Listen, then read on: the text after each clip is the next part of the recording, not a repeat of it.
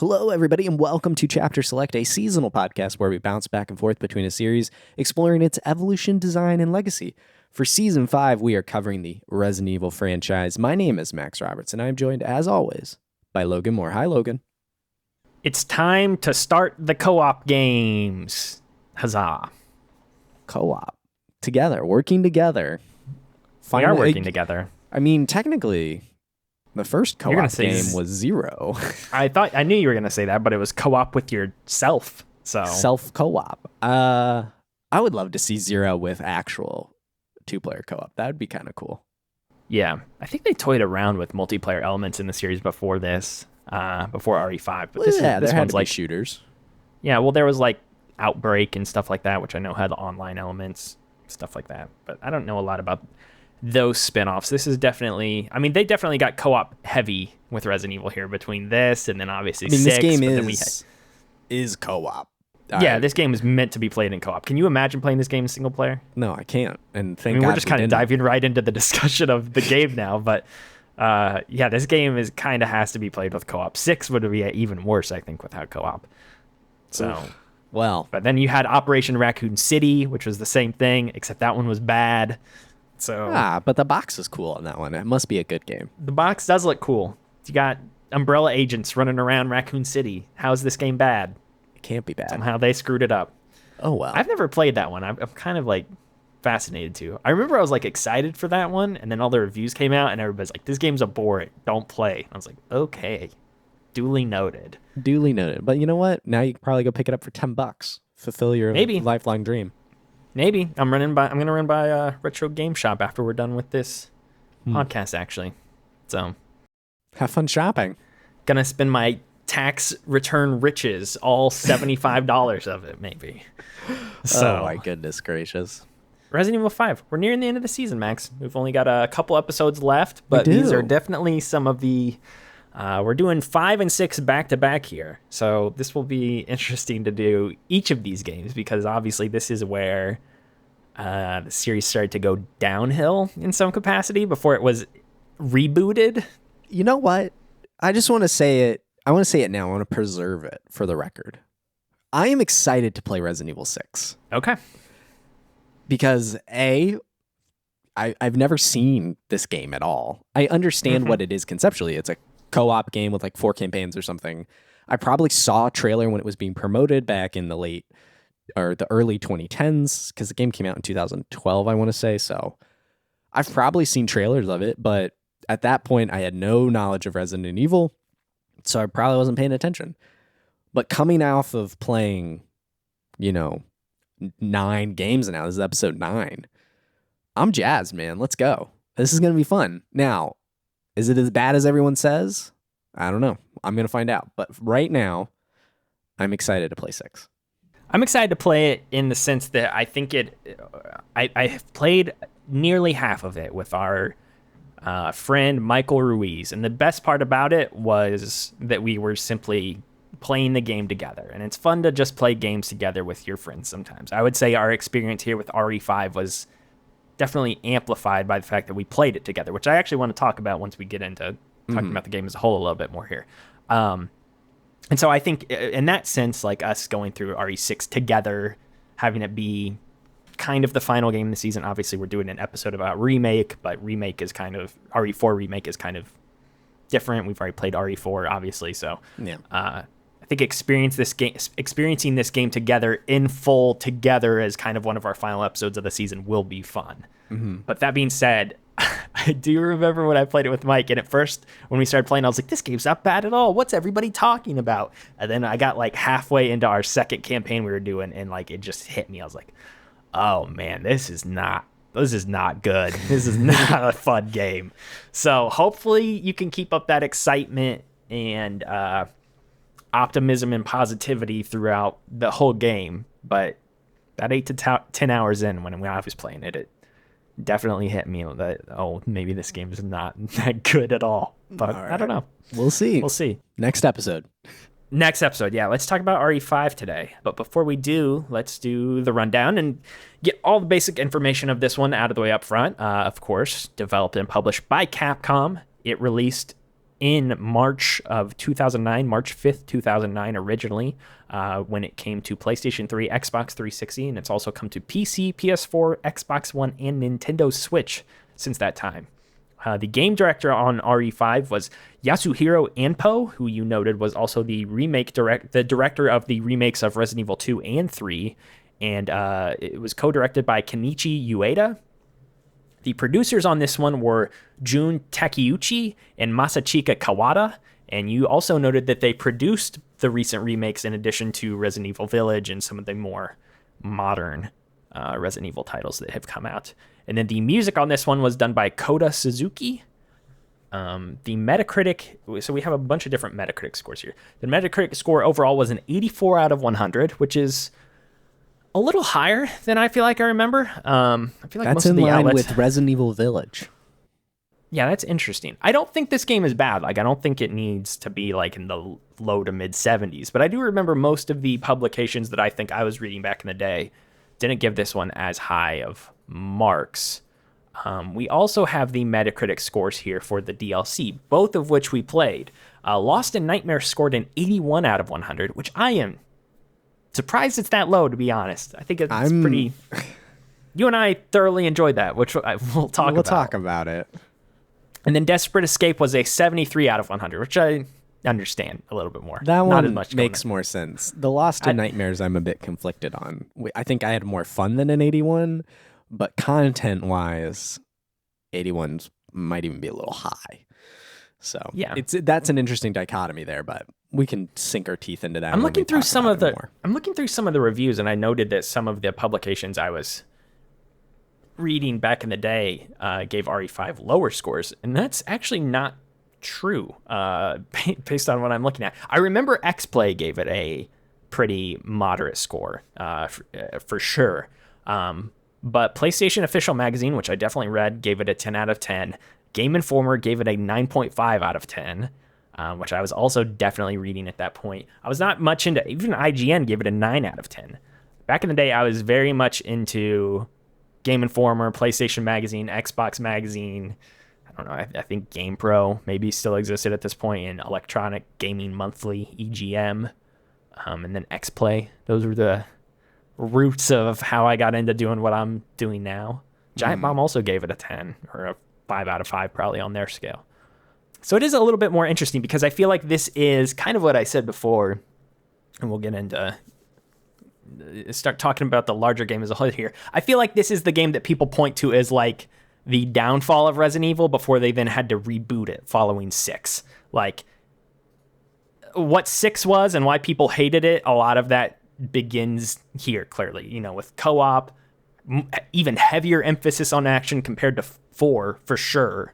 Mm-hmm. And a lot of those things really bounced off people that much harder because really what is seen here in 5 is just expanded on and blown up to a larger scale in 6, and everybody hates 6. But there's a lot of common DNA between that game and this one. And I think this is the natural progression from 4 as well, given not only what Resident Evil was doing, but also the game development scene at the time. Everything had multiplayer and co-op in the PS3 and 360 era. Co-op was a huge thing at the time. Because this released, I think this released... So this was 2009. I think Left 4 Dead was 2008, if I remember correctly. Sounds right. Not saying like Left 4 Dead caused all of this, but like when I think of co-op games from that era, I think of, Left 4 Dead, the Halo games were big because you could play them in co-op. Same with Gears. Like couch co-op was a huge thing at this point in time, or even online co-op was really starting to become very prevalent. And so this game, it was a natural expansion on what 4 was, and then they added the new hotness at the time, which was co-op multiplayer. Yep. And so it just made sense. I found XPlay's review. They gave it 3 out of 5. That's what I thought. Yep. I remember that. And then they had because I remember that huge discussion that they had. It's weird that I can distinctly remember like that episode because I've shared my Resident Evil story a lot of times on this. This was the game that got you to play everything, right? Yeah, seeing the previews for this game is what made me go buy every other game and play through them all. Because like, this game looks so awesome. Oh man, I want to play this. This looks like the coolest game ever. And X-Play was, all the previews were hyping it up. Like, this game is going to be awesome. Resident Evil 4 was already one of the best games ever. This looks like it's going to be in line with that. Like, this was like one of the most hyped games of that time period. And I was like, I got to play all these Resident Evil games. So I went and played them all. And then when I remember when the X-Play episode dropped where they're like 3 out of 5, I was like, did I really just play all these games in the lead up to a mediocre game? Like, that was like what was going through my head. And so then I kind of realized, though, like, it was more about the journey than the destination as I got to the end there. I was like, okay, I've enjoyed all of these games individually, though. So it wasn't like I was like powering through just to play 5. Mm-hmm. But yeah, I don't know. So what's your own thoughts on this one? Because this is a very different one compared to a lot of ours. And I do want to say this up front before we go any further. You and I played this entire game together, all the DLC, the main story, everything. But I think we did just to bring our listeners in, I think we did a really good job of not talking much about what we actually think about this game. Like, there were some moments, like, obviously, where we were like, this is awesome, like during like Chris and Wesker throwing hands at each other or something like that, or Wesker catching an RPG in his hands and just holding it there, or chucking jet missiles at Sheva and Chris.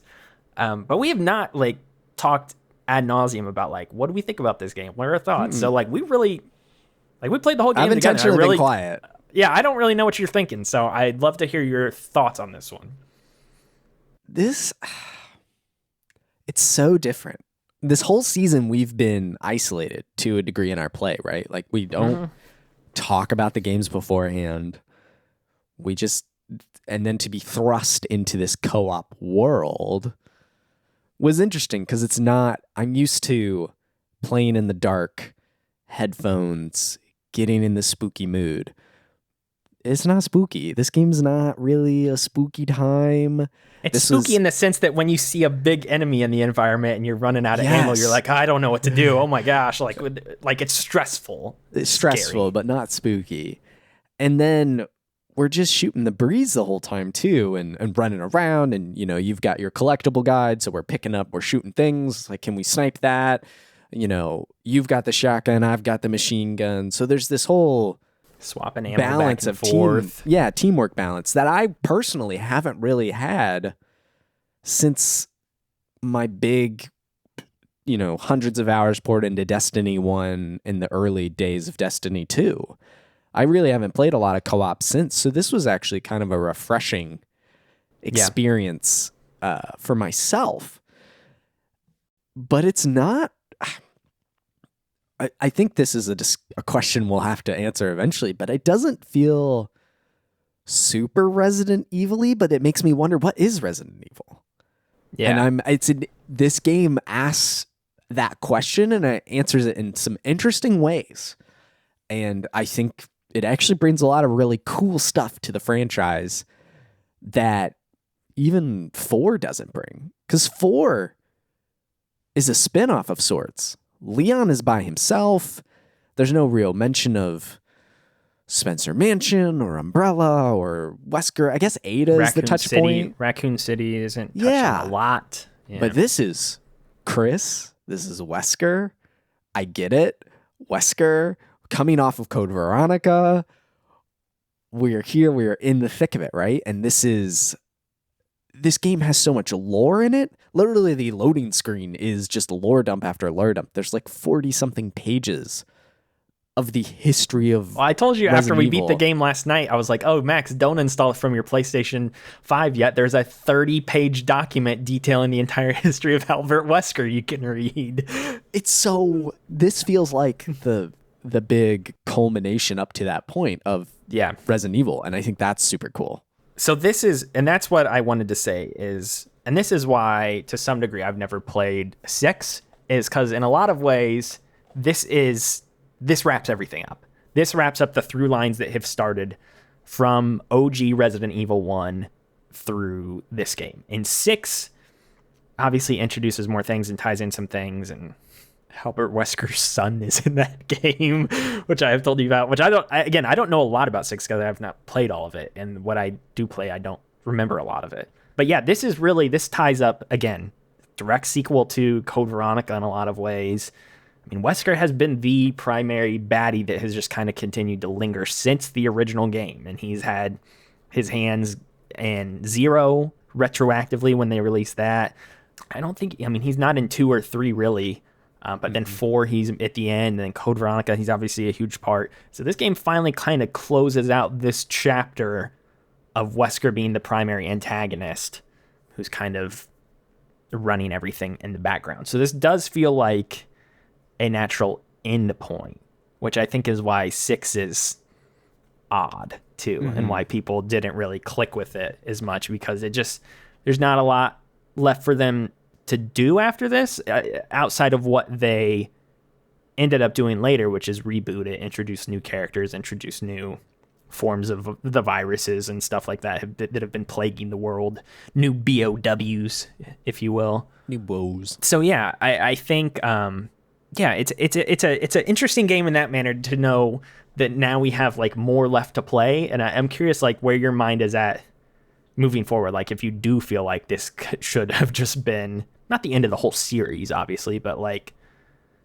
does it feel weird that there's a whole nother game after this with how this one ends, sort of? Not necessarily, because, they just kept making games before and after. Like they like 4 just went in a different direction. So 6 just feels like, of course, there's Umbrella still up to no good, whether that's Wesker involved or not. So no, it feels normal, and actually it feels 6. The idea of 6 sounds really cool, with just everyone kind of being together in one game to a certain sort of, yeah. So I'm excited about that. So this doesn't feel like the end, but it does feel like a celebration of Resident Evil up to this point, and really the first true HD era game as well for the series, which was cool. And I got to think of other games around that time that were also celebrating moving to HD and, decades of... This game tries to be a lot more cinematic in the process of being HD now. There's a lot of, quite frankly, just more Metal Gear influence in this game, which I thought it couldn't get any more so from previous games, but a lot of Metal Gear, in a good way. The ties between this and like MGS4, like as we were replaying this, I was like, man, this feels very intrinsically Guns of the Patriots. And I can't remember when Metal Gear Solid 4 I want to say released. 07 or 2008, so the year before. So this came, but obviously there were previews and trailers up to I don't think they were copying off of one another, but that was very much the style at the time, and I think HD allowed them to get more creative with the camera shots and things like that. The technology was obviously improving. We were getting out of that sort of early 3D era, so I feel like games have always looked to film as sort of inspiration. I mean, Kojima himself does that probably more than anybody else. So I think it's natural if you go back and play a lot of games from this era, you'll see a lot of commonality with how I think they're approaching cinematics and things like that.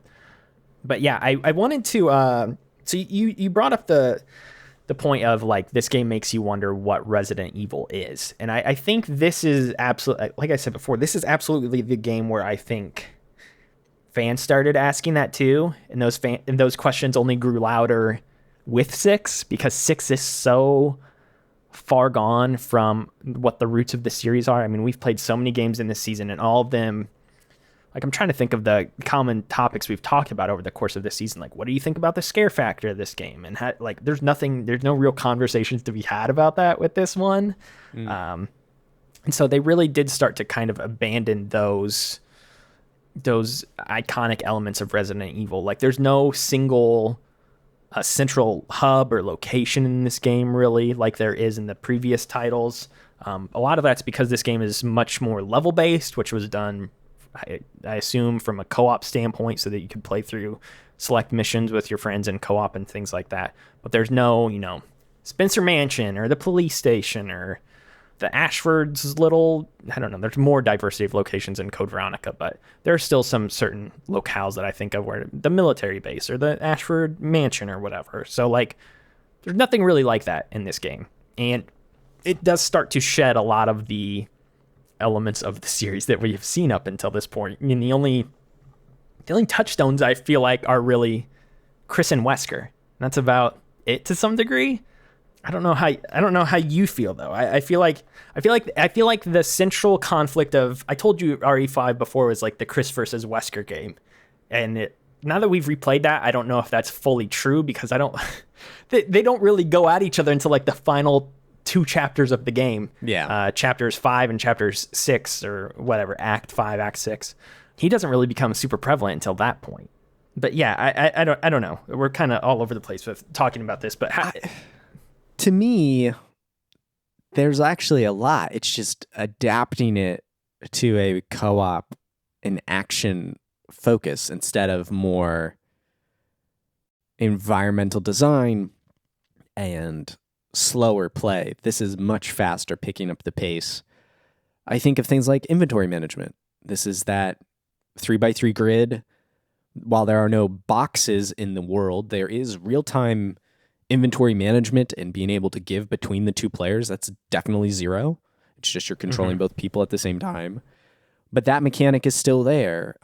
This takes the Resident Evil 4 chapter structure, which at the time was cool, and then they bring that over here, which I think makes a ton more sense in a co-op game, where you can parse it up. And if you're playing with a friend, there's set times to just chunk around and natural stopping points.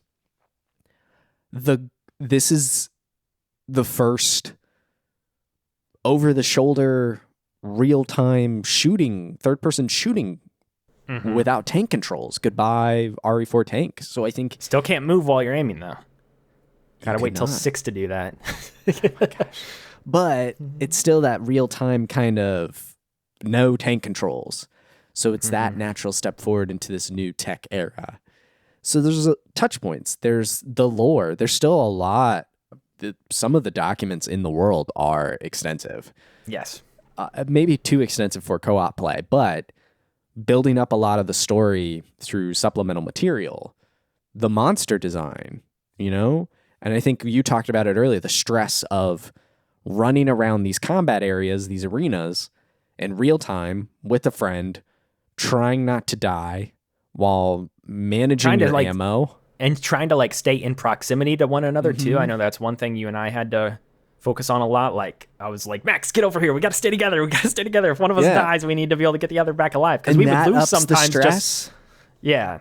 So I think there is a lot. It's just interpreted in a more action and multiplayer way instead of I don't want to go through this door, but I have to go through this door. Or, oh my gosh, here's a bunch of the frog raptor looking monsters, the Reapers or whatever they're called. And, how do I deal with them? Or I got the shotgun. It's just reinterpreted into a different kind of game language, but it still feels Resident Evil-y. I like it. Yeah, it's got some touchstones. It's not completely abandoned some of the earlier anchor points of the series completely, but it does feel like it's getting far gone from them, which again, we'll see more of that with 6. It's almost hard to talk about 5 without talking about 6 in turn, just because they are kind of 4, 5, and 6 are all obviously pretty closely linked to the hip because they're natural expansions of one another, sort of in the same way that 7 and Village are. But anyway, before we go to talk about other elements, I did just kind of want to close things off when it comes to this game as a co-op experience. I just want to say, I think this is a really good co-op experience still to this day. It's been almost 15 years. I had a really good time playing through this one with you. I think this game promotes teamwork quite well. I think that we each had quite a bit of fun choosing the weapons we wanted to use, and the upgrade systems and stuff are there. And I mean, there are definitely some moments and set pieces in this game that are a little frustrating. There are some co-op puzzles and some boss design. Yes. That is not clear. Or just bad. Just straight up bad. Yes, there are some of the boss fights are not great. And I mean, obviously if we were to replay it, we would know those things and we would zip through it real fast. But I think about even last night, when we did the one level where you got to burn the monster in the oven or the fire chamber or whatever. Oh, yeah. Like even just simple stuff like that, I think is pretty intuitive. And like the first time we did it together, you're like, what do we got to do? Oh my gosh. I'm like, I think we got to put it in the oven. And just like trying to figure those things out. I think it's fun in that regard. And there is a stress to it. Like we were saying, like it's not necessarily frightening, but it's trying to, that's why I do like some of the puzzle elements with the bosses. I think those are good in the sense of like they're trying to prompt teamwork through defeating the boss, which I think is a really good idea. It's just not clear enough what you are supposed to do. Like one person in one of the final Wesker fights, one person shoots him with an RPG, the other one shoots the rocket. Like stuff like that is like, okay, that's kind of cool actually, that you have to kind of balance what you're doing and make sure you're on the same page in these boss fights. That way you can't just have one person be like, look out, I'll carry in this fight, and the other person just runs around in circles and does nothing. So in that sense, I think it is a very good co-op experience, and we don't see games like this very much anymore. Really not. I mean, I guess Joseph Fares' studio is kind of really the only one these days doing dedicated couch co-op or online split screen co-op. Yeah. Like you and I tried to play Gotham Knights together, and we like couldn't even do it for like the first hour of the game. And we're like, all right, well, we'll do co-op next time we boot it up, and we haven't booted it up since. Maybe we will this summer, actually. I've been wanting to bring that up to you. It's possible.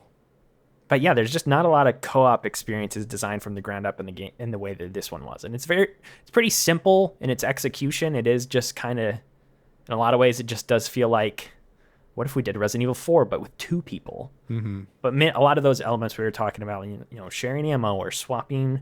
Oh, you have a red herb, I have a green herb. You have an empty space. Here, I'll give you this, so you can create a spray thing. Yeah, weird that you toss herbs in a little bottle and they become a spray, I guess. Anyway, yeah, I think as a co-op experience, this one still holds up quite well 15 years later. Yeah, it's actually, I think it's a testament to the game design of being, it's solid. It hasn't, I'm curious how other co-op games of the time would feel. Like even Uncharted had a co-op mode to a degree of some like little story stuff. Dead Space 3, infamously, co-op game. The Gears games, I think. The Gears, I think those probably hold up better. Left 4 Dead probably holds up somewhat well because I think it's still got an audience on Steam to this day. Yeah, but this is, for a first kind of major co-op outing for Resident Evil, it holds up incredibly well, and I'm impressed with it, and I enjoyed that aspect for the most part. There's some stuff that did not age well, like instant kill puzzles or unclear boss design language. It's just frustrating. That would have been frustrating single player or co-op. The lack of hints with some of those is what's a little crazy, that there's no like tells. Like I don't need like a message to appear on screen and be like, you need to shoot Wesker with the RPG or whatever. But it has to be dark and his back has to be to you. Yeah, some of the things you got to do in some of the boss fights are a little peculiar, but you know, make it work. Let's talk about the world of this game. We've gone from Antarctica to Africa. This is the next globetrotting game. I know we've done more globetrotting than some of the others, but we've gone from, I mean, in the mainline series, I guess we've gone from Antarctica to Spain to now Africa. How do you feel about this game overall with its setting? There's quite a diverse set of locations, I have to say, which is something I didn't remember. There are 5, I guess, if you count the volcano specifically. I mean, there's the opening African village. There's kind of the marsh areas with the swamp, older style tribe villages and stuff like that. There's the Tomb Raider temple. You got the Tomb Raider temple, yeah. And then the Resident Evil 7 cruise ship. The Resident Evil 7 cruise ship. You've got the volcano. You've got the Tricell sort of. I don't know. There's like a lab, like Tomb Raider thing hybrid. That's more connected to the cruise ship. You do get to experience more of that in the DLC, but basically Chris and Sheva leave Jill and then they're on the boat, basically. Is kind of where it ends up. So really 4, 5 if you count the volcano main areas. I guess they're visually interesting. The color palette is quite bland. There's the browns and tans of the African village and that whole area, very brown and tan. The swamp is like gray and a very muted green. And the Tomb Raider temple is dark and more tan. It's really a bland color palette, and I'm hopeful that 6 changes that, but it reminds me of that era of games. I think of Resistance 1. Uncharted 1 is all green, you know? Gears 1 was kind of like this. I know they injected more color into like 2 and 3 for sure, but Gears had a pretty muted color scheme when that came out. It's just, and to be fair, Resident Evil 4, pretty brown. Resident Evil 4 is pretty brown, yeah. And this, I think the interesting bit is this is really the first Resident Evil game that's told in the daytime. The rest of them are at night. Yeah, mainly, yeah. So they're harnessing the power, I guess, to have like the sun be there, but it can be bland at times, visually speaking. And honestly, outside of just sheer location detail, like I couldn't tell you the layout of the village area. The swamp is cool because it's almost like the lake in God of War where it connects to all these different little hubs and you have to get off and explore that. That's cool. I thought that level was a really cool level, and each area kind of had its own thing going on, and one you gotta dodge the crocodiles and the other you gotta kill a bunch of people. It was a good amount of diversity there. Others I know you had people in like the towers that were like trying to shoot you as you were getting off and stuff like that. So one person would need to drive, the other person would need to shoot. They do some cool things in that regard. I think, the swamp's neat that way. The temple, I'm not actually a huge fan of. It feels I didn't care for it either. Strangely out of place. It just feels thematically like Whiplash. And then it's just tight corridors and big lasers, and then the terrible laser puzzles. So I wasn't a fan of that space. Well, this game narratively tries to get more to the roots of like, I feel like all of them do this to some degree. Like, how did these viruses begin? Like, that's a thing that's always presented in some capacity. And in this one, they decided to go down the route of, oh, well, there's these flowers in a hidden old temple that you got to go find. And they've been using these flowers and creating viruses. And honestly, I don't know about you if we're going to talk about the story stuff, but some of this went over my head. I'm having trouble.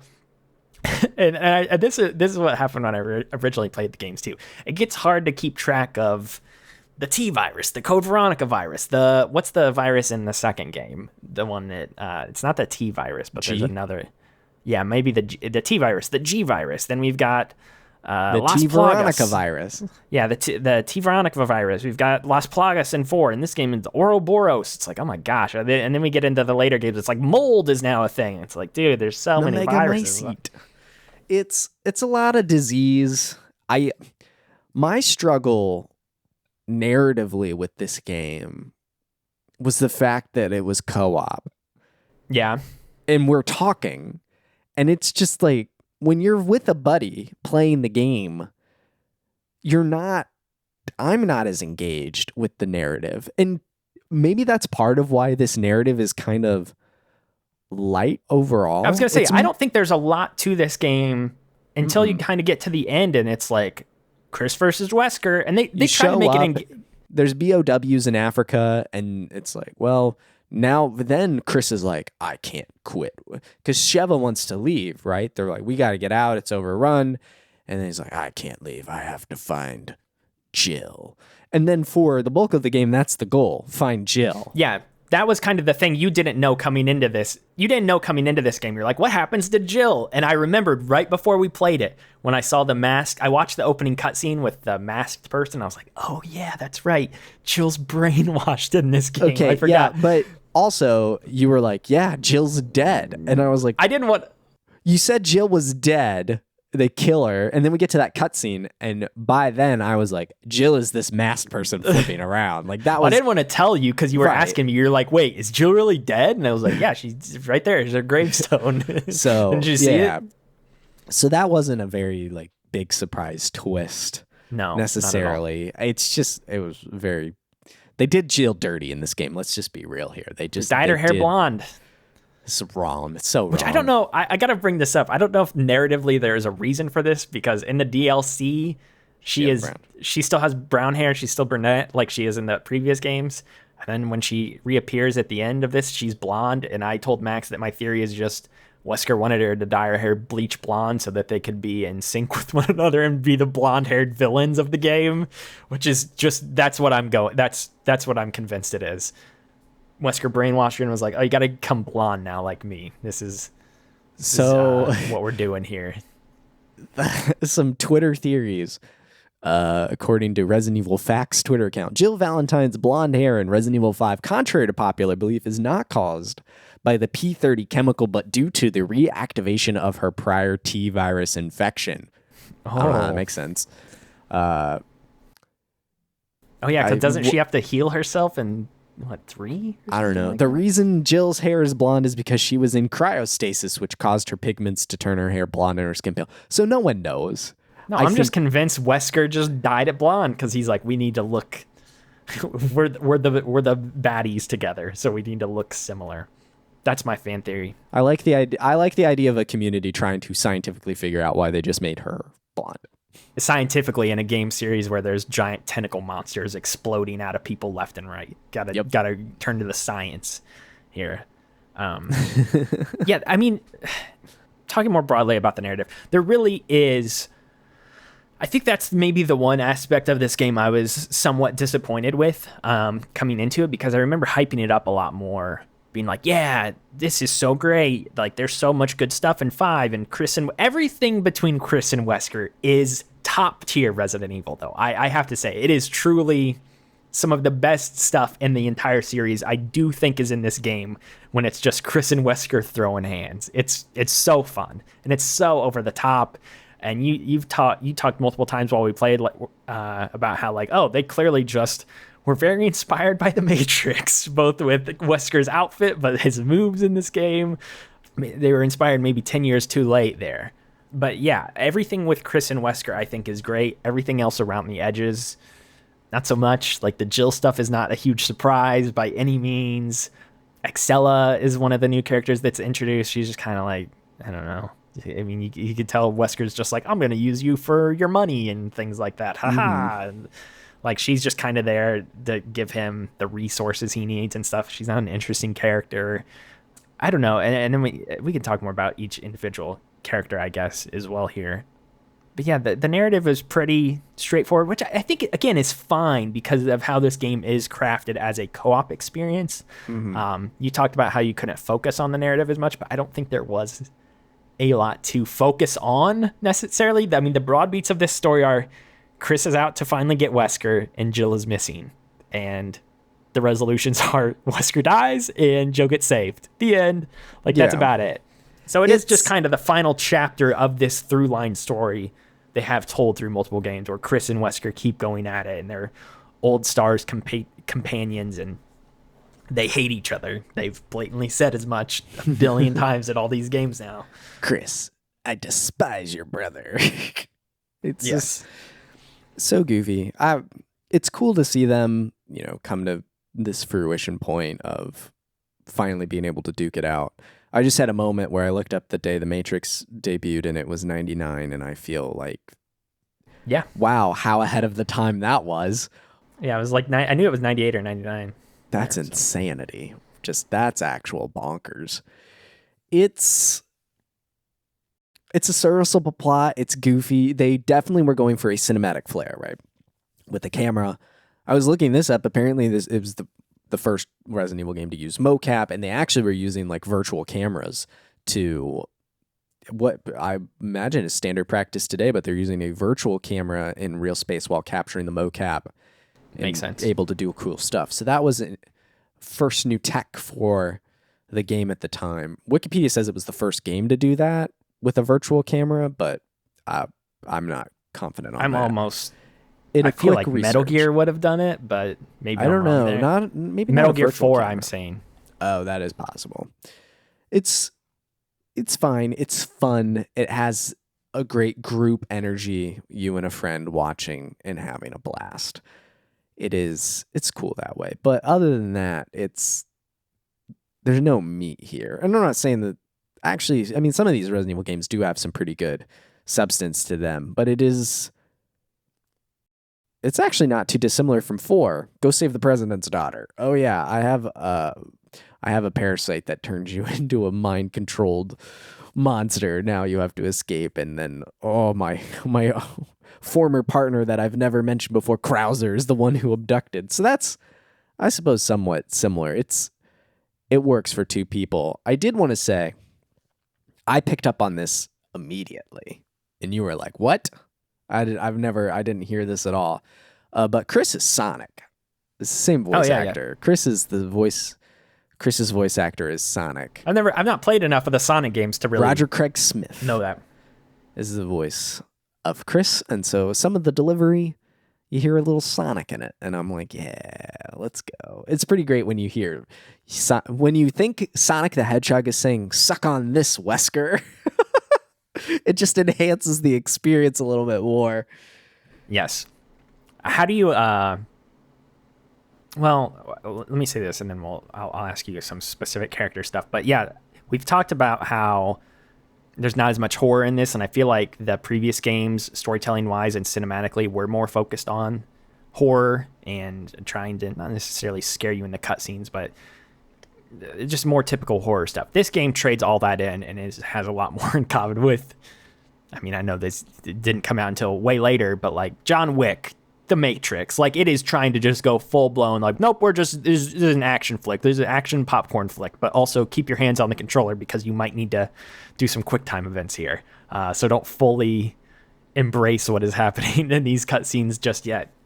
There's so many, I mean, how many different hand-to-hand combat scenes are there in this game with Wesker? Like there's the one in the mansion, there's the one where he chucks the sunglasses at Chris catches them, and then he comes in and punches him in the face and puts them back on. There's the one in the plane. I mean, there's a lot in this game where it's just all of them doing wrestling moves and trying to karate chop each other. And I think that's great. Those scenes are all super, super fun. And I think so it's some of the most fun in the entire series. It really takes that final cutscene of Code Veronica, where it's just Chris and Wesker fighting for 5 minutes there and yelling at each other. And it does that like 4 or 5 times in this game. And it's great. I really enjoy that. So where it is light on maybe storytelling or lore, it is a little bit heavier on. But I feel like with this game, there is like a satisfaction in this being the culmination of a lot of those previous games. Because we've already had a lot of, the world building and the characterization and stuff like that. So for the final couple hours of this game to just be, nope, it's just Chris versus Wesker time, it feels satisfying because of how that has built up over the course of every game since the original. And I really like that. To get into some more character stuff, though, I wanted to ask you, obviously Chris and Wesker are the 2 big ones, and we can talk about them a little bit here. But what did you think about Sheva, who is the new face in this series? Fine.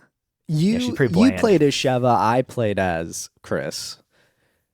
And it was fine. It was cool to just see a new face. I thought it was pretty neat that she basically roundhouse kicks doors open until you taught me that anybody can do that. You just have to push the square button twice. She's cool, but where's the depth? I don't know. Her goal is to save the people in her village and town, like just her people. And I like her gumption to stick with Chris, even though he's like, I've got to find Jill.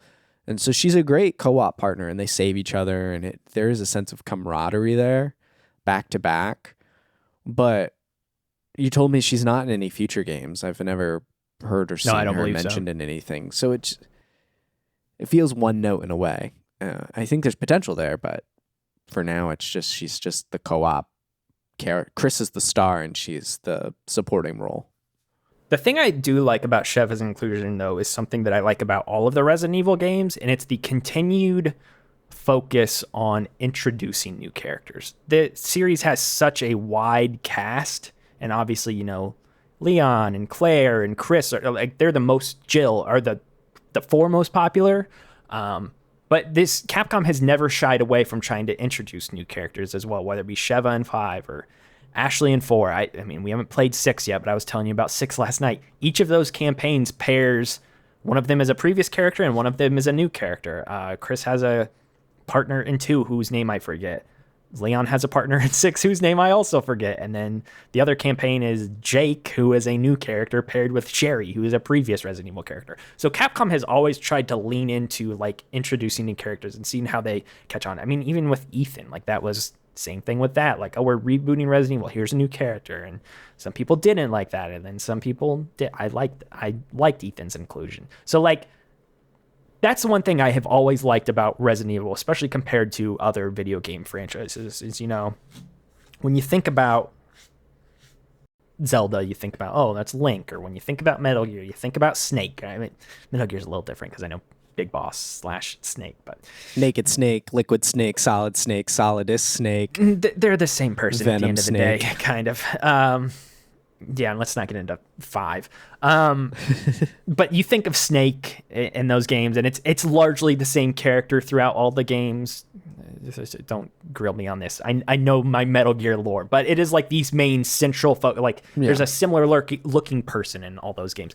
Resident Evil, it's like you never know what you're going to get. Like even Kingdom moving Hearts, forward with same way. Sora, Roxas. Yeah. Like there is a stuff. central protagonist in most major video game franchises that continue for long spans of time, and Resident Evil has always been willing to kind of buck that. Like even moving forward with 9, we haven't talked much about 9, and I know we might a little bit later, but like I remember like when I finished Village, I was like, cool, I hope with 9 they just make it another like ensemble game and bring back like older versions of Chris and Leon and Jill, and like what if we threw all these characters together? And like as I start to think about it more, I'm like, no, Capcom like won't do that though. Like the series has never been like that, and when it was kind of like that with 6, that's like the one people don't like as much. I mean, I'm personally all for like a grizzled Leon or Chris like in a cave providing support, a la, you know, Batman Beyond. I think that would be kind of cool, but it's, you don't like Chris of Duty at the end of Village? No, Chris of Duty's fine. Chris of Duty's fun. I don't know if I want to play a whole game as Chris. I think there's potential to explore new people and new characters. Yeah. Or people we haven't played as in a long time. You know, where's our, you know, let Carlos lead. Yeah. I mean, all of this is to say that, yes, Sheva is not a great character. She doesn't have a whole lot to do. She's just playing second fiddle to Chris the whole game. She is very much, I mean, and the game even kind of spells this out, especially at the very end when Chris thinks she's about to die and is like, no, I will save my partner this time. She is his new partner in light of Jill dying. And so she is kind of filling that void of just like, I'm his new female partner. He used to have another one, but she died or been brainwashed or whatever. And so she is just kind of filling a weird void there where she's supposed to be like new Jill. And that's even kind of how he views her. Yeah, so, it's a thin veil. It's a very thin. But Sheva herself, very cool, very capable. I love the hand-to-hand combat that both characters can do. But like, Sheva's no slouch. And that's cool. Like what Sheva does is neat. I do like that, like a part of the co-op mechanic is the lighter characters, generally the female in the games, they're the ones that get thrown by the male character to like access new areas. Like they have special abilities just due to simply weight, because like Chris is, I don't know, 300 pounds of pure muscle and can punch a rock. And then so that's in those 2 DLCs, and then Josh is the equivalent in the other one. But it's cool that they have an ability that the others, quite frankly, don't, period. Yes. She's a cool gameplay wise, narratively a little light. Yeah, for sure. Did you I guess outside of Sheva though, well, go ahead. Sheva also, I know you dealt with this 99% of the game, left-handed, fully committed to that too, with an unswappable over-the-shoulder camera. Yeah, it drove me nuts for a little bit there. I think it's kind of cool though in hindsight, like the dedication to altering the gameplay that way. And I'm curious if in split screen, if she's on the right-hand side of the screen and Chris is on the left, if it's a vertical split instead of a horizontal. I'm not sure. I think it is a horizontal split because I have played this game. But again, they would be anchored on the opposite corners of the TV though. It's kind of cool visually speaking. I appreciate that, even though I didn't have to deal with it for most of the game. Yeah, they really commit to it until the DLC, in which case I think people were like, "What are you doing? Please stop! Don't change the." Because it really does mix things up. You played as Sheva. We went and did a replay of one level later on to collect some emblems, and you played as Sheva, and I played as Chris, which was the inverse of what we did for most of our playthrough. And you're like, "Oh no, it's shifted sides. This is so weird." And I know that took you a second there to kind of get used to. Looks like it's a horizontal split, but with black box offset, so you're actually not filling the whole screen. Yeah, to keep that's what I remembered. Ratio. That's what I thought I remembered. So. But it is Chris is on the left and Sheva's on the right, so it keeps that visual dichotomy. It's actually good split screen design for this type of co-op game. I'm actually kind of a fan of it. I used to play this split screen with my neighbor back in the day, at least to some degree. Sticking with the characters, though, I think the cast of this game is definitely not as expansive or as interesting as normal. I mean, there's usually only a couple notable faces in most Resident Evil games, but this one I feel like is really Sheva, Chris, Wesker, Jill. Those are the four. And then, they got Josh in there, but Josh is not really given time to do much of anything at all. Doug gets a spotlight in the Desperate Escape DLC, which we both are big Doug fans. Doug gets a good moment there to close out that DLC.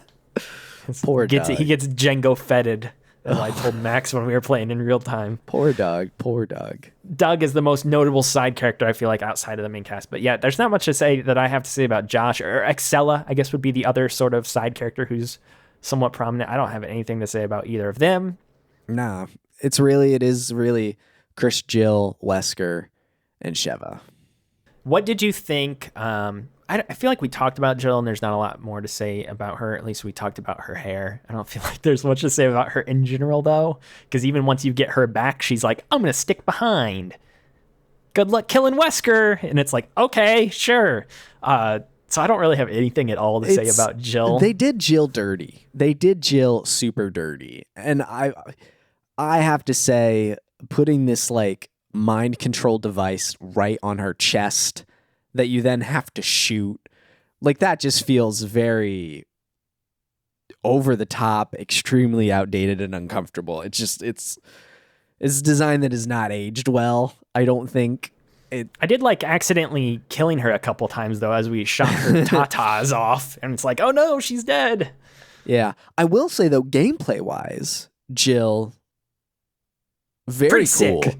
Has a double knee drop on enemies. That is so dope. So, again, I think the characters shine more in their gameplay than they do narratively speaking. But they did Jill dirty, and I'm bummed. Josh has a elbow drop in the Desperate Escape DLC, and I was just elbow dropping zombies' heads off, which is pretty sick. The melee attacks are so dope in this game. I love them so much. For every character. Get ready for 6. That's the best element of 6. So dedicated if you like that in roundhouse 5, if you like that in 5, wait till 6. Let's talk about Chris and Wesker at least just a little bit here. I guess my biggest question, we've already talked about the back and forth between them throughout the whole game, but how do you feel about this confrontation between them ending? Do you feel like it's good, like a good end cap of this ongoing clash between the two of them? Wesker is finally written out of the series for good, at least is at this he point gone? In time. Yeah, he's not in 6. He's done. I mean, okay. Jake shows up in 6, his son, but so he does continue to have his hands on the series a little bit that way. But yeah, 7 and 8, he's obviously not in. This is his exit. Oh, see, part of me just didn't know if that was true or not because in video games, villains always make a comeback. First of all, Wesker's been killed before and made a comeback, so like. Which this game kind of makes a little bit more clear, like, oh yeah, he did die at the end of the first game, and then he came back, and that's how he had these powers. Yeah.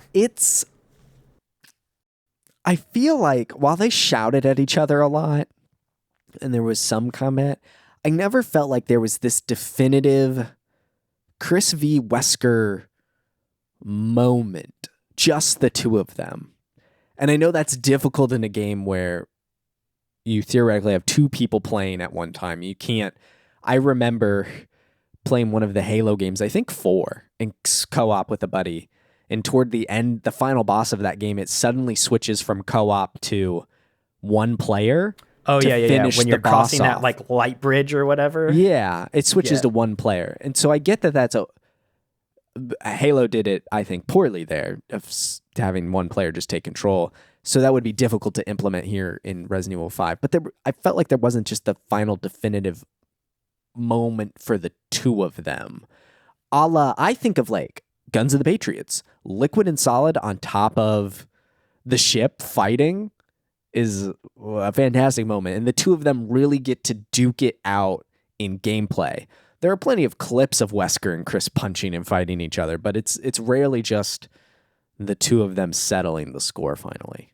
The thing that I do like, though, on the other hand, is that since this is a fully co-op game, they make that kind of mirrored within the narrative itself. Like, if we're going to give Chris a partner, we should give Wesker a partner so that they can kind of go at each other. And they do that by proxy of brainwash Jill, which is not like executed upon perfectly, I don't think. But it is. I do like that idea of like, Chris has a partner. He's trying to take down Wesker, and this time around, Wesker's like, "Well, I got a partner too, so we're going to go 2v2 here rather than 2v1."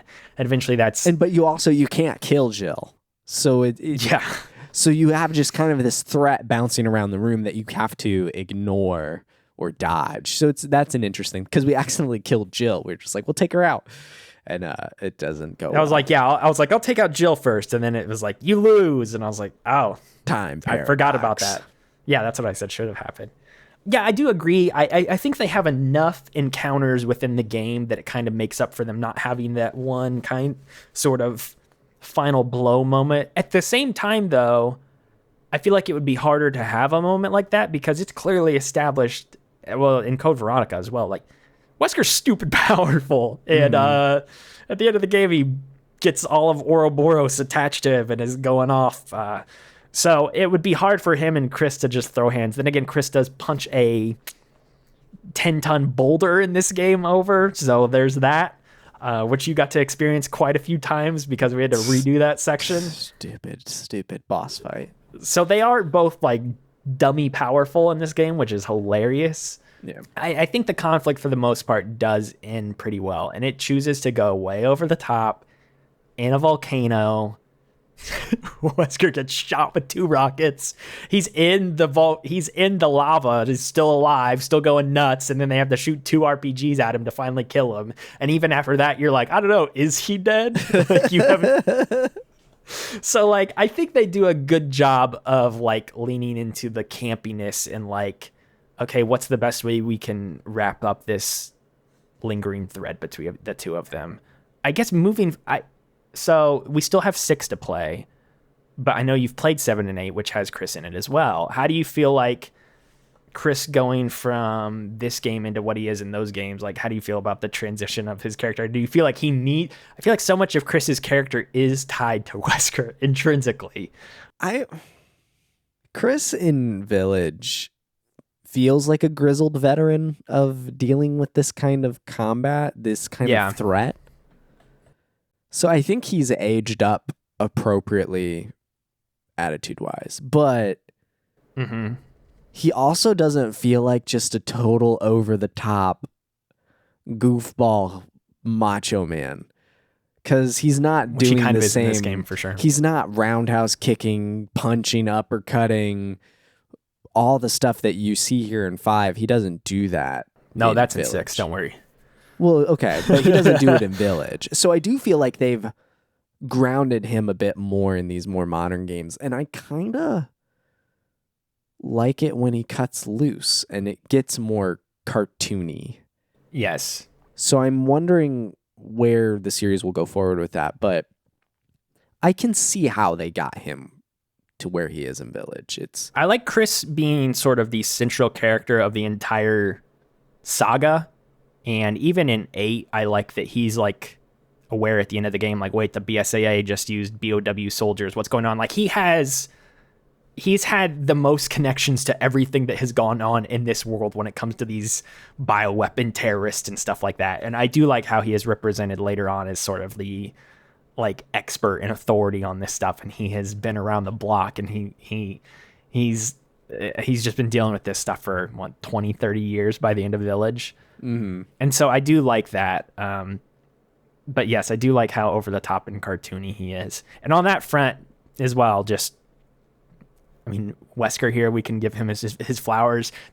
I guess my question for you is, when we started this series, I feel like singing the praises of Wesker, and like, he's so good, you'll understand one day. Do you now understand, like, oh, I get it why now. he is loved and why he is like maybe the most popular character in the whole series for everybody who's played it? Like, if you ask anybody, like, who's the best character in Resident Evil, a lot of people will say like, I don't know, like Joe, Wesker, Leon, I feel like are some of the most common responses. I mean, Wesker was so popular when they made a dumb Netflix TV show, they decided to center entirely around him. So Wesker is dummy popular. And do you understand that now, I guess? Wesker's cool. I feel like he deserves more games, though. It's just one Code Veronica and 5. Mm-hmm. Like, he's in 0 a little bit, but like behind the scenes. Yeah, whatever. So I do wish there was more Wesker, actually. But this is the promise of what they were trying to do in Code Veronica visually with the CGI cutscenes and some of the real-time stuff. This is that promise in full HD, full tech. It's cool. He's in Marvel vs. Capcom 3 if you want to go along with play Nemesis. Him in that. I think Nemesis was added in the Ultimate expansion. Okay. I think Chris is in it as well. I think Chris and Wesker are both in it. Very good. So, very, very good. And then I think Jill was added maybe as part of Ultimate as well. I can't remember. Which version of Jill, though? I think it would be RE5 Jill, because obviously that was the most recent game and was popular at the time. She is in a couple of Marvel vs. Capcom games, it seems. I think she's in Infinite as well, isn't she? Ultimate Marvel vs. Capcom 3, Marvel vs. Capcom 3, Marvel vs. Capcom 2. Okay, yeah. So she's in 2 and 3, basically. Ultimate, she has brown hair. Regular 3, she has blonde. And 2, she's brown hair. Huh. Gotta look up some gameplay. Speaking of gameplay, that's kind of what I wanted to touch on here next with you. I feel like we've naturally touched on a lot of things throughout the course of this discussion, whether it be, how the inventory system is approached this time in a combat setting, and the camera, the gunplay. Again, a lot of that we've kind of explored already. The one element I wanted to ask you about more specifically, those puzzles, which I feel like are not present in this game whatsoever until the DLC, and we can talk about both the DLCs here specifically in a moment as well, but puzzles are kind of left out completely. Is that something you miss? Or the puzzles in this game, I feel like, only go as far as kill this person, they have a key card on them, you pick it up, and now you can move forward. And that's about it more often than not. Puzzles, I feel like, are there in two fashions. There's combat puzzles, like you mentioned and alluded to. Here's this boss, how do you take this boss down? One of you shoot this, one of you flank that. We see that mostly in boss fights. You attack from the front, I'll attack from the back. And then there are actual puzzles, primarily the lasers in the Tomb Raider temple, which why are they instant KOs, and the way that they rotate. I forgot about that whole section. Yeah, you forgot about it because it's bad. Yeah, that whole section is truly atrocious. Yeah, there's some classic scenarios of, we got to pull these two levers together, or one of us has to throw the other across a gap, and then they have to maneuver around a combat area and then unlock a door so the other person can progress. Classic co-op, working together type of gameplay scenarios. I think the real puzzles are solving these combat arenas, taking down enemies efficiently, using the environment to do so, and succeeding.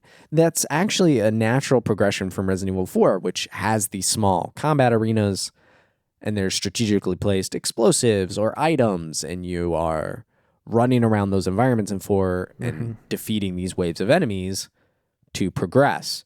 And 5 is a clearly progressing from that, just to built off of that in a co-op environment, with each area feeling really tailored to that experience. There's a lot of interconnection, high ground, low ground, indoor areas, outdoor areas. There's space to move around.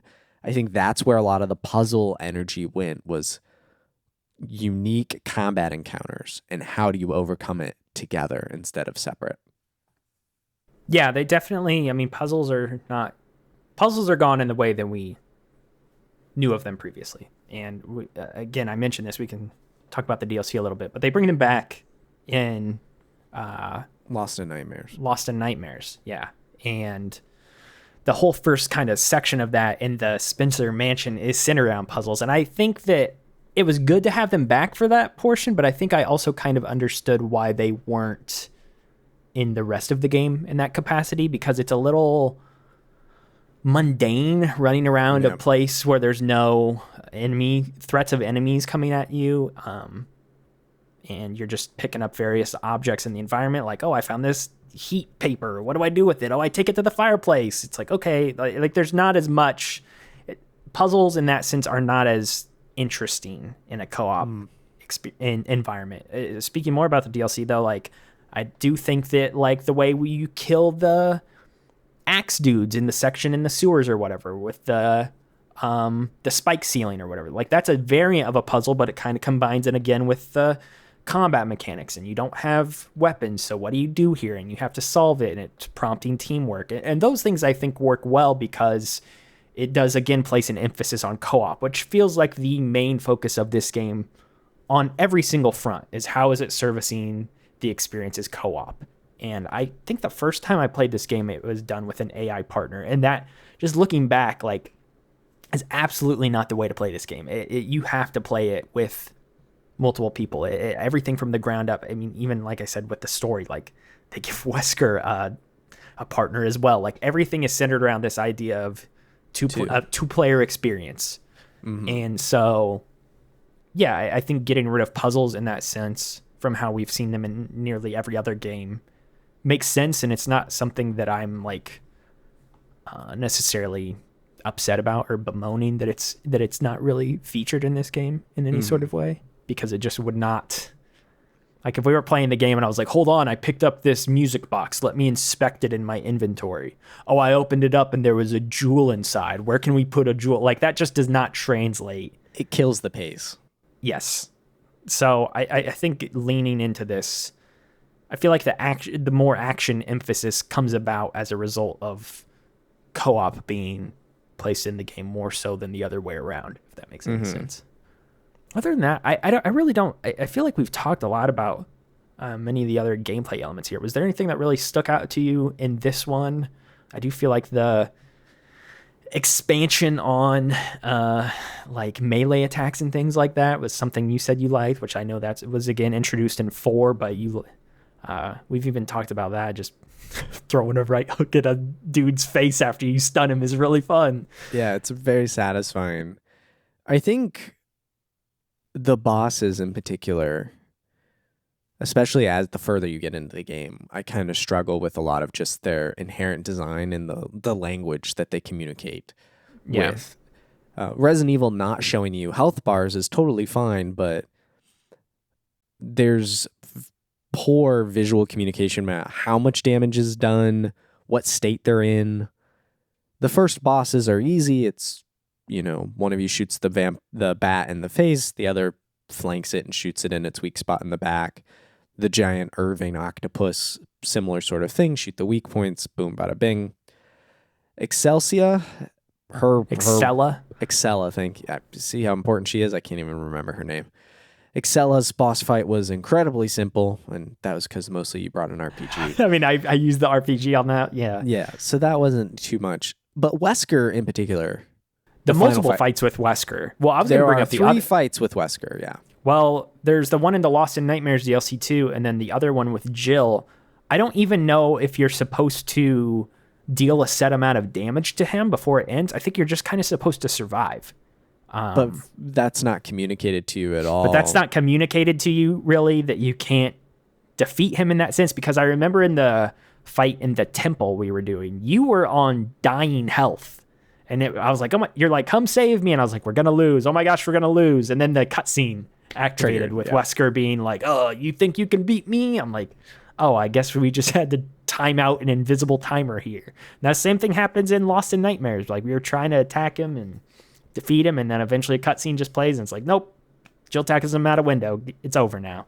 That is frustrating to just not know going into it initially. But putting a timer on the screen as well would be weird. Like, and I don't know how they would communicate that. Like, what Chris would be like, Jill, as long as we can hold him off for 5 minutes, then he'll be like, there's no real way to do that. So I can understand why they wouldn't. I just think a better visual language of a weakened state. The final fight with Wesker there in the volcano, they kept zooming in on his chest. Zoom in on the chest. And we tried. We ran out of ammo. You ran out of ammo. We were running out of ammo. Tried stunning him, initiating melee combat, but we didn't know what the game was trying to tell us, and it was just, you have to keep dealing damage. So I think there's just poor visual indications of boss weakness, and it's easy to see where you have to shoot. It's just more, how long do we have to do? It almost feels like, it gets to a point where it feels like you're doing something wrong. You are missing a cue. And that's not a good feeling, especially But during some of the other sequences, during some of the other fights, that was the case, though. And that was what kept being confusing. Is like, I think about the fight there on the next to the jet, where it's like, no, there is a specific way that you have to defeat him. And it's shoot a rocket behind him, blow the rocket up in his face, then stab him with the syringe. Like, so there are steps in that fight that you need to follow. But in some of the other fights, it's like, nope, you just need to keep dealing damage, or you need to wait it out until you can. And I feel like, I know, like, when God of War Ragnarok came out, like, most recently, Horizon got a lot of flack for this too, with like the protagonist being like, we need to do this, and they would give like audio cues to the player, like, oh, there's where we need to go, or there's how we solve this puzzle. How do we solve the puzzle? I think something like that in this game, if they would have had the characters like saying a little bit more like what they need to do and how to get past this, like Chris shouting out, we can't defeat Wesker, but if we can just hold him off for a few more minutes or something like that, then that would like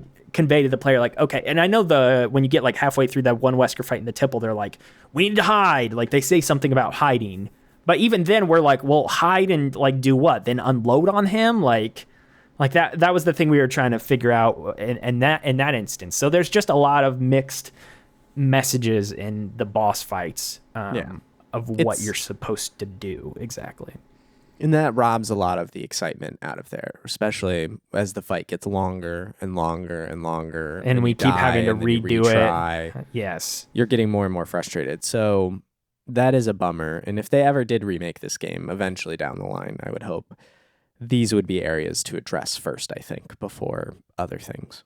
Yeah, and it is one of those things where, like, if we were to replay it now, like, obviously we wouldn't have these same issues, but blind playthroughs, playing through it for the first time, we were very tripped up and kind of puzzled there. And I don't know. I am curious, though, if you are playing with an AI partner, if any of these things become more apparent.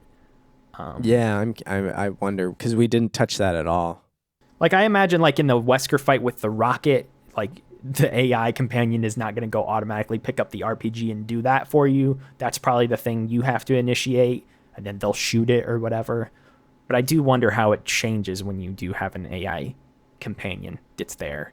Let's talk specifically about the DLC for each of them. I would prefer to start with Desperate Escape, actually, because I just feel like we don't have much to say about this. It's a very action-heavy, get out of the base type thing, classic Resident Evil. We got to escape the base, and it's fun. It's fun. I had a good time playing through it with you, but there's not really a whole lot to say about it. It's some of the best co-op action that Resident Evil 5 like distilled over the course of its campaign. It's all concentrated into this one DLC of really good waves of enemies, light navigation, but really it's just how powerful can you get, how quickly. It's almost a sampling of Mercenaries mode, but in a co-op narrative sense. Just push forward, push forward, push forward. It felt really chaotic. Like Yeah. we were like really trying to communicate like, oh, do this, and what's over there. And So I think it's strong in that regard. I think narratively it's a total wash. well, there's nothing really there to do. I mean, the best part is narratively is that just Doug. Doug, yes, but I was gonna say like Jill gets something more to do, which is great because she's not really in the future games. She's not in 6. She's not in 7 or 8. She's in Revelations, but They've done Jill dirty the whole time. Oh well. It's fun. It's arguably some of the best like co-op action this game is offered, and probably I would wager probably out of 6 as well. Like this is some straight up fun design here, and I enjoyed it thoroughly last night. It was really, really fun to play with you. yeah, there's not a lot of meat on the bone in terms of like, puzzles or narrative or anything like that, but it is just like the action. If you like the co-op action element of Resident Evil 5, I think that Desperate Escape was quite fun. I'm glad we played through it because I forgot it was even part of the game until we were getting close to the end of 5, and I was like, oh wait, there's another DLC thing we can do together in addition to Lost in Nightmares. Lost in Nightmares just feels like a love letter to Resident Evil as a whole. I mentioned this last night when we were playing, but I'm glad that how we structured the season, like so many of these things that you were geeking out about, like I was geeking out about it too, and I was like, oh, Max now understands all of this. We were and geeking out together. Yeah. It was really great. Not only with like how the mansion is laid out there in the opening, it is just the Spencer mansion 1-to-1 in some ways, not 1-to-1, not 1-to-1. It was pretty darn similar. Close. We knew where to go, and we knew what was going to be behind certain doors before we walked through them. Like, oh, this is the part where the dogs jump through the windows, and then a bat blasts through the window instead of a dog. It's like, oh my gosh. So they like play with things like that. It was really cool. Honestly, Lost in Nightmares is what Resident Evil 5 should have been. Yes, I feel like they introduce a lot of things. Like you mentioned when we were playing as well. Like, oh, this is like way spookier than the base game. There's a lot more horror. It's the Resident Evil 1 remake that everyone wants. Actually, surprise, we got it. 10 plus years ago. It's fun. It's cool to go back. There's even these cheesy moments. Great dialogue between Chris and Jill. It's far too short. You go from all the puzzles to the sewers where you solve these spike kill, these undefeatable bosses, puzzles to that cutscene fight with Wesker, and then it's which over. I felt like is the weakest part of it, honestly. Was the boss fight with Wesker. Which is everything nuts. else was pretty enjoyable. And the only other part that's bad, and I get that you kind of move past it and you understand why they're doing it, and there's a fun element to it afterwards. But just like having them fall down and be like, all our weapons are gone. I was like, oh my gosh, I hate when games do this. Like that was kind of annoying, but it at least made the like final boss fight with Wesker a little bit more streamlined. I felt like you only just had 2 pistols, and it was clear to me because of that. I was like, okay, well, obviously we're just supposed to punch him. So that's what we were doing, was hand-to-hand combat with him there until the end. But yeah, until the invisible timer ran out. Yes. Everything though in the front chunk of Lost in Nightmares was great though. We were geeking out. The shift to first person as you walk through the doors is such a perfect touch. And I told you we didn't do this, but if you boot it up and you try to leave out the front door, if you do it enough, the game actually, at least for that particular part, switches to a locked camera perspective. Uh-huh. So there's all these nice subtle touches that really celebrate the original Resident Evil, to have Chris and Jill back in a version of the Spencer Mansion. But you pointed out to me last night, you're like, Max, you were talking about how the Spencer Mansion isn't iconic, and here we are like geeking out about the layout and all this stuff. And I was thinking about that because, we were really enjoying the DLC last night. It's probably my favorite thing that we've done so far for this season in like a gameplay sense together. But I was thinking about it, and we were really not remembering. Sure, we knew the rooms, but we're remembering what happened in the rooms, not the layout or the theming of the rooms. And I think that's more what I was talking about, is just like the Spencer Mansion blurs together visually speaking. But where the dogs jump through, sure, that's great. Or where you push the statue off the ledge and down into the dining room. Those are moments that stand out in the first game. But it's more the moment, not necessarily like the room and the visual design, which is, I think, my hang up. But Spencer Mansion is iconic for the scenarios that it presents to you. I understand what you're saying about the Spencer Mansion, but I guess would you agree that retroactively maybe you didn't give it enough due at the time when we recorded our Resident Evil 1 episode? And I know that was not your favorite game by any means, but just your pure reaction and response to visiting a location that was similar to that, and you were clearly geeking out about it so much, it just made me think that you had more fondness for that location than maybe you previously thought. So that was kind of my takeaway. Perhaps. It's certainly memorable. I kind of wish, though, like, we didn't go to the places in the mansion that I liked the most. Like, we didn't go into the basement traditionally. There's the cemetery. There's Lisa Trevor's house. Like, there's so much more cool stuff surrounding the Spencer Mansion, but those first few rooms were just the same rooms. It's more just being back and the encounters that happen there and what remember. So I also have to ask, how many mansions does Spencer have that are similar to this? Because there's one in two. Well, there's the one in Code Veronica that the that's Ashfords, not his. It's not his, but the Ashfords base it off of his place, or one is based off the other. It's like, how many mansions exist that are like There's this? also the one in Zero. While it's not the Spencer Mansion, it is. Yes, similar in that regard as well. A lot of mansions in this series. I think the last thing I want to say about Lost in Nightmares is that we've wrapped up all the remakes. Or, well, that's not true. We're gonna do RE4 remake, but we've played 2 and 3 obviously, and we played Code Veronica, and you and I were talking off air like about what the next remake should be. And I'm like, I think they should do. Obviously, we both want Code Veronica, but I mentioned that I wanted a Resident Evil 1 remake as well, and you're like, I don't think they need to do that. Lost in Nightmares really verified to me that, like, if they did do an RE1 remake, it would be awesome. And I would be so happy for that. It would be so cool to see a new RE engine realized version of the Spencer Mansion. It would just be a ton of fun with the dual campaigns, Chris and Jill, all those moments. Like, that'd be awesome. And I can picture that game more easily than I can a Code Veronica remake. I feel like a Code Veronica remake's a little bit more difficult, but I don't think an RE1 remake would be that tough, and it would just be nice to have that represented in the same style as the 2 and 3 remakes that they've done. It would be cool. I just want, like,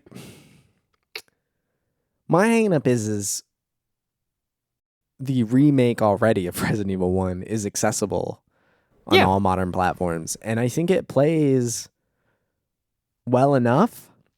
You know, it's not modern third-person shooter mechanics, but it plays well. I think Code Veronica is in far more desperate need of a remake / accessibility. And then I feel like if they did one, I would want them to do 0 alongside it. Because I feel like by modern standards, there's not enough game in just remaking 1. I'm not saying I wouldn't pay for it, and I'm not saying that it wouldn't be an excellent game. I think they actually could really leverage the power of the RE engine and make that dense, horrific Spencer Mansion that was always supposed to be kind of more in the kin of Dead Space, really, with the Ishimura exploring one space, expanding on Lisa Trevor's house, the basement, the cemetery, really connecting this world in a dense, spooky way. They could do that. But I feel like 0 just kind of, my brain puts 0 and 1 together, and I understand that that is because of the way they were done on GameCube and are packaged today in the Origins collection. But I would prefer Code Veronica first, and then they could go back and remake 1 and 0 before getting to 5 and theoretically 6. But I'm totally fine with Code Veronica first. I just think that this Lost in Nightmares made me realize that RE1 remake like needs to happen. It's not just a like a desire. It's something where I'm like, no, they absolutely need to go back to that one and do it as well. Because I think having one to three is funny for them to go back twice now, though. It's like it would, but that's like it's so strange because we talked previously about how like that remake came about 4 or 5 years after the original game launched, and nowadays you've got the Last of Us remake coming out 9 years later, and people are giving that grief. So there's plenty of room here for them to go back and revisit Resident Evil 1 20 years after that. I mean, over 20 years after that last remake came out. And people would love it. People would eat it up. I just think having those first 3 games, and I know you mentioned Zero, but outside of Zero, those first 3 games are obviously so tied to the hip with one another. To just have all that original group of Raccoon City 3 titles all done in the same style would be really cool. And then we can maybe start talking about 5 and 6, but obviously, yes, broadly, I do agree that Code Veronica should come first because that game needs to do a little bit more.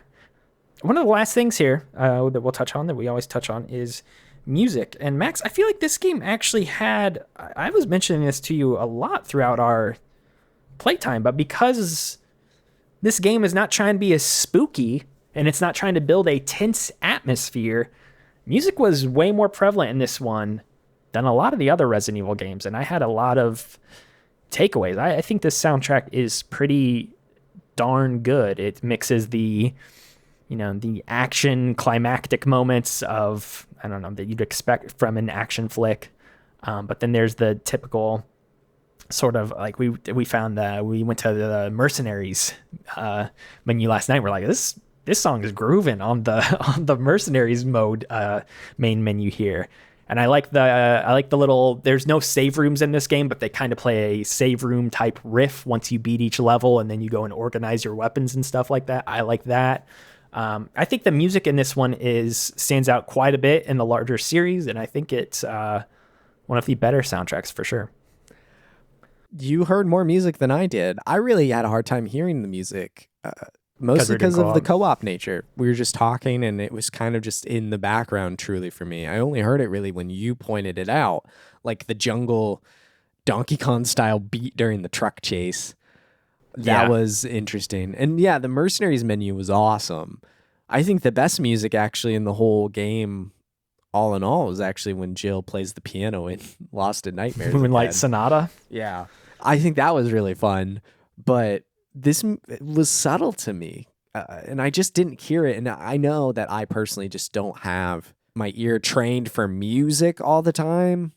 We were playing in co-op as well, for sure. So that definitely impacted your ability to listen to the musical cues, my own included. But there were some instances where I mentioned it to you during the truck sequence. I think during the marshy swampland area where you're kind of going through like the older African villages, they're playing some music that I remember in those instances. They incorporate a lot of different instruments as well in this soundtrack based on what I remember. I don't know. It was kind of all over. They were doing a lot of different things in this game's score, I think. And a lot of it was trying to match the setting of Africa, I believe. Mm-hmm. But yeah, I don't know. This one stood out to me quite a bit compared to some of the others that we have played. Like this one and Code Veronica stand out quite a bit in my mind, I think. Yeah, they're both different sounds, especially compared to where we've come from. And yeah, I feel like the thing we always talk about in the music section is like, oh, the save room. Like, again, there's none in this game, but there's always a debrief screen and stuff like that. And that's where they still tried to get in the little relaxing music theme for you to kind of cool off before you dive right back into the next level. So I enjoyed that. Max, what do you think this game's legacy is? The beginning of the end? Kind of. Yeah, that's kind of my thinking as well. I said that up front. Like, this is where people start to really think the series turned for the worse, even though this game is good at the same time.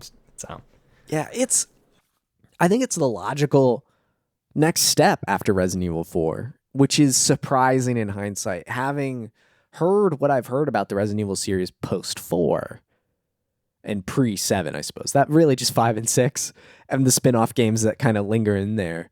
This is when the series took a dive, and 5 would be get the ball rolling on that. But I had a lot of fun with this game. I think the more interesting part of its legacy is that question we asked at the top of the show, what is Resident Evil?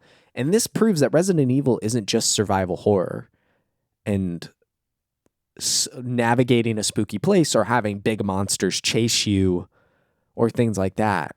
Resident Evil is mechanical and bonkers narratives, and they can leverage that into different types of mediums, and it actually, to me, strengthens the brand, the series, as diverse, and letting players kind of get whatever they want from Resident Evil. You want survival horror? Here it is. You want co-op? Here it is. You want action? Try Resident Evil 3. You want more survival horror? Here's 2. You want campiness? Go to 4. It's there. There's diversity here, and this solidifies that for me. Yeah, it definitely feels... That's the thing I have really enjoyed about playing this full series. And in the past with this show, and in the future with this show, some of the things I know that you and I always talk about is like, well, is it going to be rough for us to play so many games in one style, like back to back to back to back? There's spoiler alert, we're already planning things for 2024, and that's some of the questions that we've had behind the scenes already. Yeah. And I think with this, that's coming into it, that's kind of something I was concerned about. Like, I hope we don't get Resident Evil'd out by the end of this season. And like, it's the total opposite for me. I think this game is much different from 4, which is much different from 2 and 3. I mean, they all have different flares and different vibes and feelings and tones. And I think this one is greatly unique in that manner. And I don't know if that's as much its legacy per se. I agree with you that the legacy is this one was kind of the beginning of the end in terms of the series going downhill and later being rebooted. But yeah, it does have a very unique vibe and flair to it. And speaking more largely about all of these games, like I don't know if I mentioned it on this on the show before, but even once we wrap up 6 and 4 remake, like I think I'm going to play the Revelations games soon and stuff like that. Like I'm totally in the zone with Resident Evil now. And like, these are not wearing on me. And I've really enjoyed playing through them all kind of back to back to back here. Final question for you, and it kind of ties in with legacy. Logically, obviously, as people have started to talk about it, we just kind of had this discussion with Code Veronica and 1, but logically, they just remade 2, 3, 4. Chronologically, 5 would be next up. Do you think a 5 remake should happen? And if it did, like, what would you kind of mentioned some of the things you would want, but like, what does that look like? And do you think there's any chance that they do remake this one soon? Soon, I don't know about. Because we're at a fork in the road. It could go back to the original, it could go to Code Veronica, or it could go to 5. I do think the next game that's coming out is 9. And then the remake whatever the next remake will be after that. So I'm not quite sure. Do I think a 5 remake should happen? Yes. I think actually the market is quite primed for a 5 remake. Co-op games have kind of gone away. Like, I feel like this would be a good thing to tap into nowadays, honestly. Yeah, but we do see some success in that. And there's the whole live service, hanging out, playing online with your friends thing that is so dominant. Now, granted, that is in a more MMO or free-to-play capacity. This doesn't fit into that. But being able to play with your friends, I think, is more important than ever these days. I think there's a lot of potential here for a remake. A more cohesive, connected layout. Instead of chapter interstitials, it's the world has an opportunity to flow together more naturally. There is clearly potential for a visual overhaul just in the color palette and density of environments. They could really explore Africa in a cool way and maybe even fix some of the whole Tomb Raider temple thing just doesn't feel right. Maybe that can be reassessed to fit more thematically. But there's just such a cool... Boss designs could be improved to be more grandiose and grotesque and unique. There's awesome potential here. And I think it would be great to see a remake of this game. And also, the technology today, there's massive potential just for better single-player AI partners. Look at things like The Last of Us or God of War. Like, those games have competent enough single player allies that would make this a better game for people that don't want to play with someone else. But I do think that there's a lot of potential here for a remake. Personally, I don't think this game needs a remake anytime soon. I think there is, again, potential, like you were saying, with what they could do with a new version of this one. But this is not... There are 2 to 3 other games in the Resident Evil series I would like to see them remake before this one. I think a lot of that stems from the fact that once we hit the HD era, I feel like games like that are a little bit easier to go back to. Maybe that is not true across the board, but this game is going on 15 years old, and it felt pretty...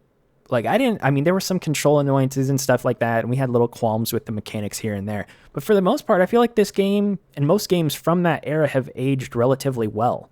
And it's the same sort of thing, I think, with like why people were so put off with like Naughty Dog when they remade The Last of Us. It's like, well, we don't need that. Like a lot of games from that era, I believe people still think are pretty easy to return to. Now, we've seen other things lately that have suggested otherwise, like Dead Space getting remake is another game that came out in the same kind of time as Resident Evil 5 here. So there's clearly a lot of potential to go back and remake games from that era and bring them back, and people will respond positively to them. So in that sense, if they did remake Resident Evil 5, yeah, again, there are some cool things, cool ideas they could implement, and they can modernize it a lot. And I think it would be really fun. And to just mention this too, I know this is kind of a spoiler for 4 remake, but not really. It's more of an Easter egg, but like they dropped hints in 4 remake to Excella is shown briefly, and they also show the flowery area where the Ouroboros or whatever is growing in 5 that you find in the middle of that temple. Like they allude to those things in 4 remake. So is that Capcom tipping its hand that they are going to remake 5 next? I don't know, but it's like cool that they can tie those threads together a little bit more now. Mm-hmm. So yeah, again, it's not the one that I think needs to come next, because we just played this game in 2023 and I felt like we both came away quite positive from it, and it holds up well, and I don't think it's gonna just all of a sudden age terribly within the next year or 2. So if they put off remaking this one for, let's say, 5 or 6 years, I think it would be better served to come out at some point like that. But yeah, one day I think they can return to this one, and I think people will be happy. And again, like you said, the market's primed for more co-op and multiplayer experiences, because I just don't feel like we get that stuff anymore. And more than anything, that's what stands out to me about this game, again, is the co-op and the shared experience that we have. And I miss that era. Like there used to be so many games I would play back in the day on my couch with my friends, let's run the Halo campaign on Legendary. Let's run Gears co-op. Let's do this. Like those experiences aren't as common nowadays. So I feel like to bring it back with an RE5 remake would be cool. And I would very much be interested in playing this game alongside you once again in a new remade iteration. It would be very fun. I will just say, co-op VR campaign, do it, Capcom. Let's do it. There's plenty of co-op shooters in VR. I think you better start hoping that PSVR 2 sells better if you want that to happen. Do it. Co-op VR. That would be awesome. You could just hand the items between each other. You could just grab them off your body and hand them to the person next to you. Be cool. Have a green herb. But until then, I think that does it for Resident Evil 5. Thank you all so much for listening. If you'd like, you can check out our other seasons over at chapterselect.com. We've got, by the time this episode comes out, I think Fast 10 will be out, or like out the following week. So that episode will be coming as soon as the two of us can see that and sit down and record. So expect to see that in your feed soon. You can also follow the show on Twitter at Chapter Select. If you'd like, you can find Logan on Twitter over at Moreman12 and his writing over at comicbook.com. Then you can follow myself at MaxRoberts143 and then my writing over at maxfrequency.net. Thank you all so much for listening, and until next time, adios. Chapter Select is a Max Frequency production. This episode was researched, produced, and edited by me, Max Roberts. Season 5 is hosted by Logan Moore and myself. Season 5 is all about Resident Evil.